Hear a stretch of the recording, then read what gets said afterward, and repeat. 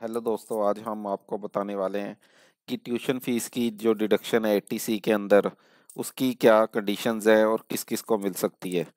सबसे पहले आपको बताएंगे कि एटीसी जो डिडक्शंस हमारे को उस इनकम टैक्स के अंदर मिलती है उसके अंदर एक कंपोनेंट ट्यूशन फीस का भी है, जिसके अंदर आप अपने दो बच्चों की ट्यूशन फीस अगर आपने पे की हुई है तो वो क्लेम कर सकते हैं अप टू 1.5 लाख तक। इसके अंदर एक प्रॉब्लम आ रही है, काफ़ी लोग ये क्वेश्चन पूछते हैं कि ट्यूशन फीस का क्या मतलब है। ट्यूशन फीस का मतलब काफ़ी वाइडर है एज पर इनकम टैक्स। कोई भी फीस हो, चाहे उसका नाम कंप्यूटर फीस हो, चाहे एडमिशन फीस हो, साइंस फीस हो, प्रैक्टिकल फीस हो, एग्ज़ाम फीस हो, ये सारी की सारी फीस अलाउड है as per income tax act. और ये सारी की सारी क्लेम कर सकते हैं, लेकिन ये काफ़ी बार देखा गया है कि डीडीओ इसको क्लेम को दे नहीं रहे। तो इसके बारे में आइए डिटेल से जानते हैं। तो इनकम टैक्स रूल्स है, उसके अंदर क्या लिखा, इनकम टैक्स के एक्ट के अंदर क्या लिखा हुआ है। It as tuition fees any sum paid or deposited in the previous year by the assessee as tuition fees towards any development, uh, excluding any payment towards any development fees or donation or payment of similar nature whether at the time of admission or thereafter।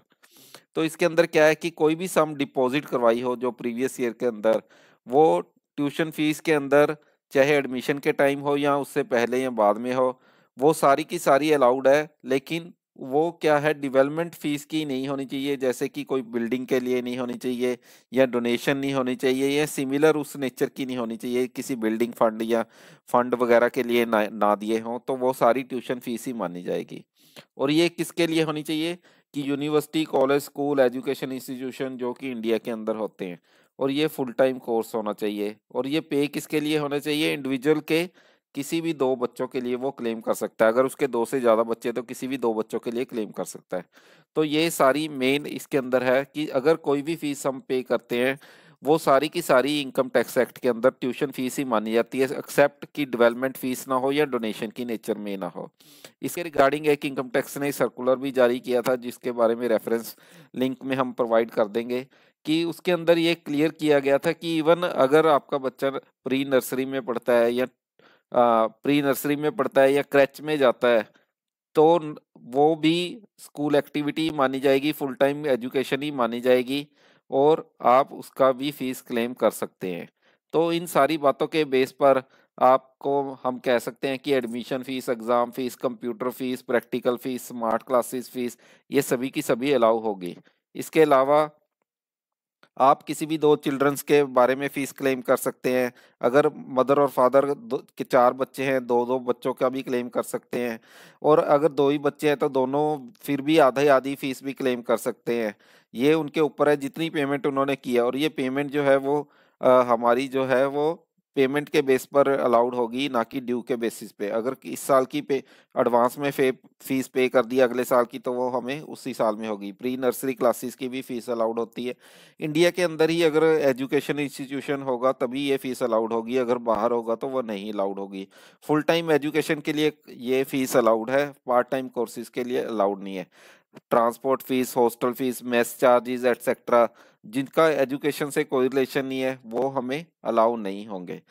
तो इसके base पे अगर frequently ask question देखें तो हमें, जैसे सन और daughter dependent नहीं है तब भी अलाउड होगी, इसमें ये मेजर है या माइनर है उससे भी कोई फर्क नहीं पड़ता, तब भी आप फीस आप एटीसी में क्लेम कर सकते हैं। अगर आपने बच्चों की फीस 3 लाख है और 1.5 लाख भी आप क्लेम कर सकते हैं। अगर पिछले साल से रिलेटेड फीस इस साल पे करें या अगले साल से रिलेटेड इस साल पे करें, तो जिस साल में पेमेंट की है वही एप्लीकेबल होगी।